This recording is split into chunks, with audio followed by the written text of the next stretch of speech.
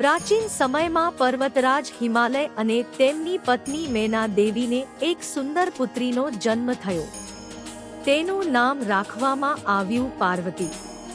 આ પાર્વતી જ આગળ જઈને માં શૈલપુત્રી તરીકે ઓળખાય છે. શૈલ એટલે પર્વત અને પુત્રી એટલે દીકરી, એટલે પર્વતની પુત્રી. માં શૈલપુત્રી બાળપણથી જ ખૂબ શક્તિશાળી અને શાંત સ્વભાવની હતી. તેઓએ પોતાના પૂર્વ જન્મમાં સતી તરીકે જન્મ લીધો હતો અને ભગવાન શિવ સાથે વિવાહ કર્યો હતો. પણ એક વખત તેમના પિતા દક્ષએ યજ્ઞ કર્યો, જેમાં ભગવાન શિવને આમંત્રણ આપવામાં આવ્યું નહોતું. આથી સતી માતાને ખૂબ દુઃખ થયું અને તેમણે યજ્ઞ અગ્નિમાં પોતાનું શરીર ત્યાગી દીધું. આ પછી સતી માતાનો જન્મ ફરીથી હિમાલયના ઘરે પાર્વતી તરીકે થયો.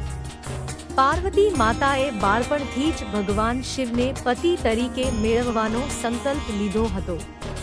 તેમણે કઠિન તપ અને ઉપવાસ કરીને ભગવાન શિવને પ્રસન્ન કર્યા. અંતે તેમની ભક્તિ અને સમર્પણથી ખુશ થઈ ભગવાન શિવે તેમને પત્ની તરીકે સ્વીકારી લીધા.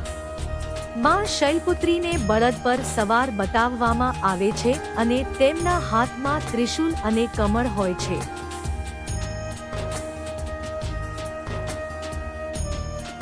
તેઓ શક્તિ, ધૈર્ય અને ભક્તિનું પ્રતીક છે. શિખામણ.